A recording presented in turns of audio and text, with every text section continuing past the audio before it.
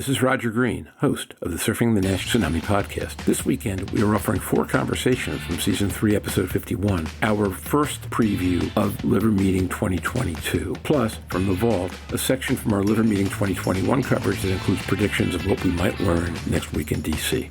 This conversation starts with Stephen Harrison commenting on the Wang presentation that Jörn Schattenberg introduced at the end of the last conversation. He says it highlights important facts about the diabetes population. We've known that this population has significantly higher rates of NASH and fibrosis, and Stephen lists those numbers. As he points out, though, this study also demonstrates that they progress faster. He also notes that in this study, we're working with a relatively young population, and while the mean BMI is clearly obese at 34, it is lower than many patients hepatologists see in clinic. He continues, if you look at older patients or those who are more obese, you might see even more dramatic results. And in closing, he wonders whether length or severity of diabetes predict the speed of fibrosis progression. At this point, the focus shifts to papers and presentations identified by Jeff McIntyre, Vice President of Liver Health Programs at Global Liver Institute. Jeff notes 2 items, the first of which is Donna Cryer's patient keynote address Saturday morning titled Liver Health Equity, Overcoming Stigma, Access, and Policy Barriers. Jeff comments eloquently that while stigma, access, and policy barriers have to do with stigma, there are actually themes that run through this entire agenda. He cites a range of issues that reflect on issues of health equity without actually being about health equity, because they're also about overall patient care and support. For example,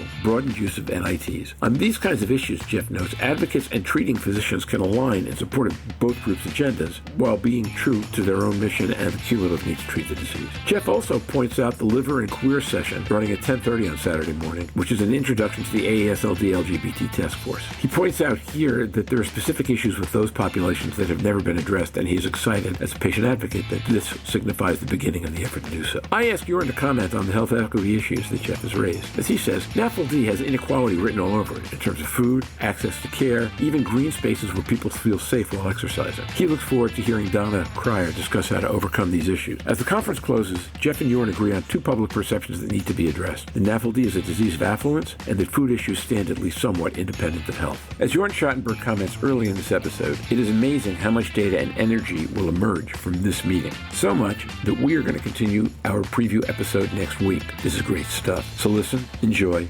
learn, and when you're done, join the dialogue on our LinkedIn discussion group. Stephen Harrison.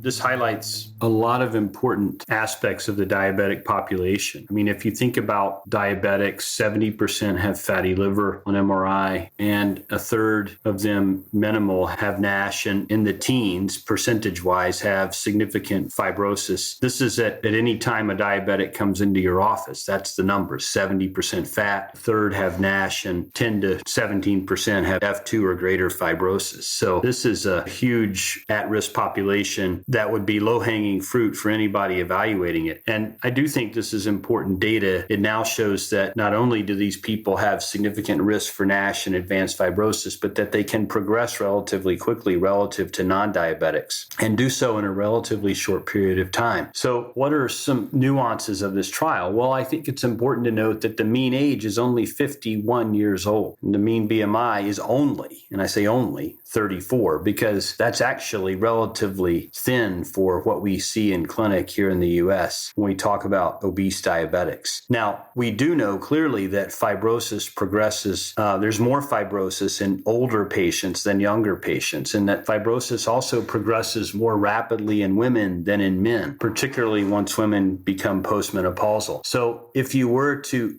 look at this data in decades of life and look at the 60 versus 50 and the 70-year-old versus the 60-year-old, and then you do the same thing with increasing rates of obesity, and then you tie in female versus male, you'll begin to see, in my opinion, even greater separations in these diabetics. So that's something I'm anxious to see if they can tease out additional bits of data from. The other thing that has kind of been out there for a long time in the diabetics, the questions that exist are, does the severity of diabetes impact fibrosis progression? And does the length of time a patient has been diabetic impact the length of progression? 2 additional questions questions I'm anxious to see as we move into the liver meeting, and potentially somebody would ask those provocative questions in the Q&A session. And if not, hopefully they'll come out in the subsequent paper. Jeff McIntyre. It's thought-provoking. We've got a paper in the Journal of Clinical Gastroenterology that's going to be coming out sometime. We don't have the date on that as well, where we put a group of the KOLs together to talk about non-invasives. And one of the things, this was probably a year ago that we had this panel, maybe a year and a half. And it occurs to me, one of the things that came out of that in a way that the field has evolved is that it used to be that if you had diabetes, that you should be tested for fatty liver disease, for NAFLD. And I think we've evolved in this paper, the abstract that you're talking about and what you've just said, Stephen, certainly substantiates that that's no longer the case. If you've got 70% showing up, then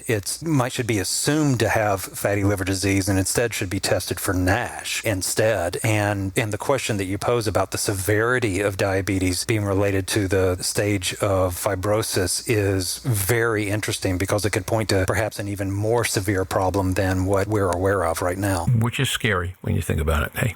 All right, moving along, Jeff. Why don't we go to one of yours? Yes. I'm going to be a total homer here in terms of promoting the patient panels and the patient programming that will be at AASLD. So it won't be quite as abstract driven as Jörn and Stephen have eloquently reviewed in their discussion as well. But I'm going to give you a little bit of a twofer in this, a little 2-for-1 in this, which is that I'm going to promote, and being a total homer, for Donna's presentation that she'll be giving the patient keynote address Saturday morning at 9 a.m. That's on the 5th. On liver health equity, overcoming stigma, access, and policy barriers. And I wasn't going to promote this originally, sorry, Donna, but something jumped out about this when I was looking at the rest of the patient programming. And that was that when you look at overcoming stigma, access, and policy barriers, that is an equity conversation, but in a lot of ways, it's not an equity conversation. It's a thread that actually has run through addressing fatty liver disease and NASH throughout, of how do we deal with the policy barriers, whether it's through coding, whether it's through FDA approvals, through their designation of endpoints, through whatever it is. But are there policy objectives that we could jointly kind of converge around that would be able to help us address those and the equity issue at the same time? Access is certainly a big issue for us to be able to deal with. We see that in terms of practically, in a non-equity scale, just being able to recruit for clinical trials, but also being able to get, from an equity perspective, being able to address access to services, access to screening. One of the great hopes as we begin to talk more and more about non-invasives and get closer and closer in our baby steps to a non-invasive standard is that can then be scaled in a way that allows for better screening in populations that may not have access in the way that other populations do for determining their fatty liver disease. Overcoming stigma, that certainly is an equity issue, but it's also an issue for patients that are dealing with obesity or dealing with racial inequality of some sort. And this is where my tie is to the second part that I wanted to talk about, is that Saturday at 10:30 a.m., there's going to be a session called Liver and Queer, which is an intro to the AASLD LGBTQ task force. So when we talk about equity, traditionally it has been with a certain amount of populations. And we realized, I've been on the AASLD Practice Guidelines Committee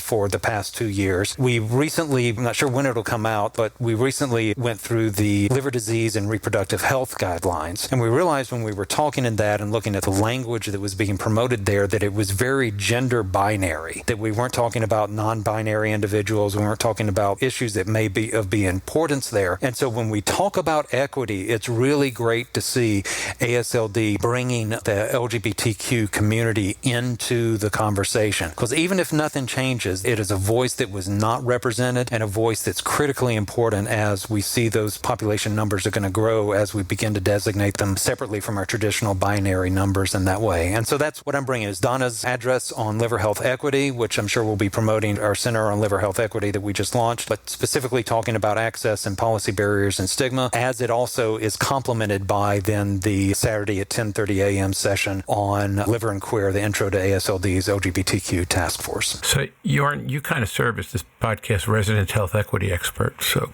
wondering how you react. Jörn Schattenberg. Thank you. I didn't know I did, but I'm happy to take up the ball and start running here, because this resonates with me at multiple levels. I think NAFLD is about inequality, and it has inequality written all over it at multiple levels. It's about education, it's about the availability of food, it's about the availability of urban green spaces to exercise safely. So I think at a public health level, there's so many approaches that could be taken, and as such, I'm very happy to see Donna step up, take the microphone, and do what she does best, is highlight from a patient advocacy perspective, as I expect she will, what would be the way forward to battle some of that inequality and in the end decrease burden of the disease with the patients, decrease stigma, and address this disease and across all levels. You might say this is a disease of affluence where wealthy people overeat, but it's not. I think it's mostly related to poor access of healthy foods. And it's something we got to tackle at the population and social level at so many aspects. Let me build on that real quick in saying that we just saw the completion of the White House Conference on Hunger, Nutrition, and Health here in the United States. And it was concerning that a lot of the conversation around that conference ended up dealing with supply chain issues and sustainability, with chronic disease as just being kind of this asterisk or this talking point that would float throughout the conference, but never really emphasized. And so it's easy when we get into these conversations to be really diverted by other issues that come up in this about just kind of throwing more calories at people, which is kind of where that notion of affluence comes from. But the reality is that if we were to address the most vulnerable populations in the worst case scenarios, if we were to take care of only those patients with fatty liver disease or any sort of chronic liver disease, we would go a long way towards resolving a lot of this disease in this nation and around the world. Well, now I know that you're here to play Louise's role because that's exactly what she would have said. Except she would have said that that was too late. You've got to hit people when they're well, not if the disease comes up. And now, back to Roger. We hope you've enjoyed this recording. If you have any questions or comments about the content of this conversation or the entire episode, please send an email to questions@surfingnash.com. We'll be back next week to continue our preview of next month's Liver Meeting 2022. Until then, stay safe, surf on. We look forward to seeing you on the podcast. Bye-bye now.